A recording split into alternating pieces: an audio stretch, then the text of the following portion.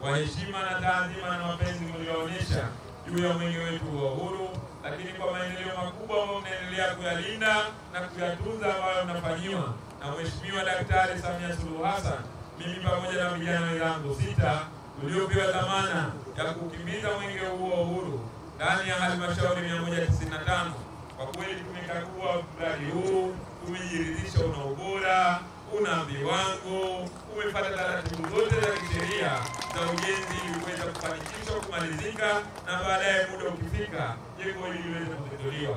Na mimi nawahakikishia ndugu wananchi, kupitia mwenge huu wa uhuru, kwa kweli jengo lina ubora, limepata sifa zote, na ombeni kuwa jengo limalize salama ili muweze kupata huduma. Niwaombe sana ndugu wananchi, hakikisheni mnatunza amani, umoja, upendo na mshikamano mlionao.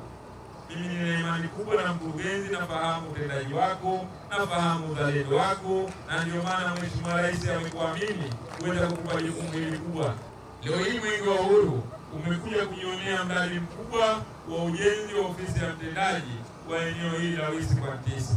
Kwa kweli ni jambo kubwa, ni jambo litakaloleta faraja, na ni jambo ambalo litakaleta upendo na kuhakikisha maendeleo yanaendelea kukua ndani ya eneo letu hili. Ofisi hii naamini itakuwa inatoa huduma mbalimbali. Sasa hivi tunapata huduma maeneo ya mbali sana, lakini leo hii imekuwa rahisi kupitia viongozi wetu wa halmashauri. Kwa kweli ndugu mkurugenzi, hongera sana, mpigeni makofi sana.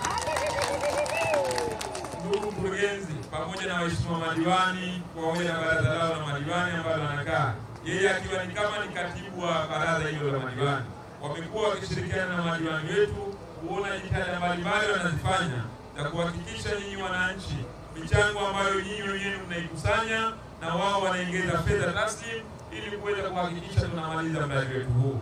Na mimi naamini kupitia mwenge wa uhuru ambao umekuja hapo ukiwa unawaka, unang'ara na unameremeta, mradi huu muda sio mrefu utakamilika na wananchi mtaendelea kupata huduma.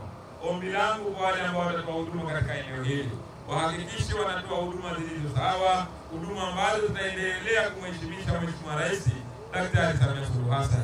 Ndugu wananchi, mimi ni watu shaka kupitia mwenge wetu wa uhuru na mapenzi ya Daktari Samia Suluhu Hassan, huduma zitakazokuja kutolewa katika eneo hili zitafuata taratibu zote, zitawajali wananchi wa eneo hili, zitahakikisha zile changamoto zenu zote zinaweza kutatuka na kuendeleza maisha yenu ya kila siku.